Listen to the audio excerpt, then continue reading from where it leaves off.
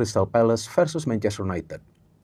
Dan tentu ini adalah pertandingan yang penting bagi Ruben Amorim karena sebetulnya pada saat Manchester United kalah melawan Everton di kandang mereka sendiri, sebetulnya permainan mereka bagus dalam urusan menyerang, tapi di pertahanan memang ada sebuah kesalahan yang dimanfaatkan oleh pemain Everton untuk bisa mencetak gol yang spektakuler.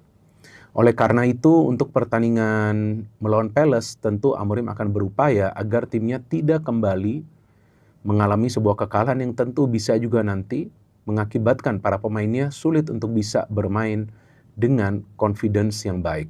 Tapi ternyata walaupun Crystal Palace bisa unggul, MU bisa membalikkan keadaan. Seperti apa strategi dari Ruben Amorim dan juga seperti apa permainan dari Crystal Palace? Dari jalanan pertandingan, sebetulnya Palace ini kelihatan mainnya ini defensif. Mereka hanya defend di belakang, kemudian pada saat mau menyerang langsung memberikan long ball, karena dua wingback dari MU ini biasa overlap. Yaitu yang kali ini dipilih adalah Diallo dan juga Dalot. Mereka naik sangat tinggi. Jadi ketika para pemain Palace itu membangun serangan, mereka memberikan umpan ke sektor sayap secara cepat. Dan sebetulnya Mateta atau juga Pino, ya bahkan Mateta kemudian juga mendapatkan peluang dan Palace mendapatkan penalti karena para pemain Manchester United itu di defense kurang baik koordinasinya, terutama antara De Ligt dengan Leny Yoro. Maka itu teman-teman perhatikan deh, ketika De Ligt itu berhadapan one-on-one, tidak ada covering dari Leny Yoro dan sebaliknya juga.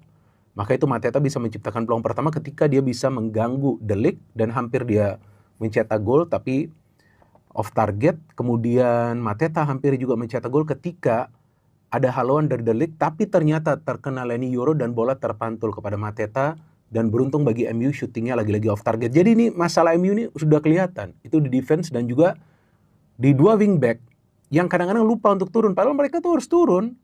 Karena pasti para pemain tim lawan tuh memberikan umpan langsung ke jantung pertahanan mereka dengan dua wingback yang memang harus overlap. Dan sebetulnya dari segi bertahan kan Diallo gak begitu baik lah. Sama juga dengan Dalot sih. Maka itu adalah sektor yang coba dieksploitasi oleh Crystal Palace. Dan akhirnya Palace bisa mencetak gol setelah Leny Yoro melakukan pelanggaran. Padahal belum tentu juga Mateta bisa menciptakan peluang karena depannya itu ada De Ligt. Sehingga kemudian Palace mendapatkan penalti setelah penalti pertama dianulir karena dianggap accidental double touch atau secara tidak sengaja ada dua sentuhan dari Mateta sebelum dia mengeksekusi penalti, tapi dari eksekusi kedua luar biasa loh. Ini pemain tetap dingin bisa membawa timnya unggul. Tapi jujur saya tidak melihat para pemain Palace bisa banyak menciptakan peluang setelah mereka unggul. Justru secara keseluruhan MU yang bisa menciptakan total 6 peluang emas loh. Jadi MU ini dalam menyerang udah bagus mereka. Maka itu mereka tidak membutuhkan waktu lama untuk bisa mencetak gol karena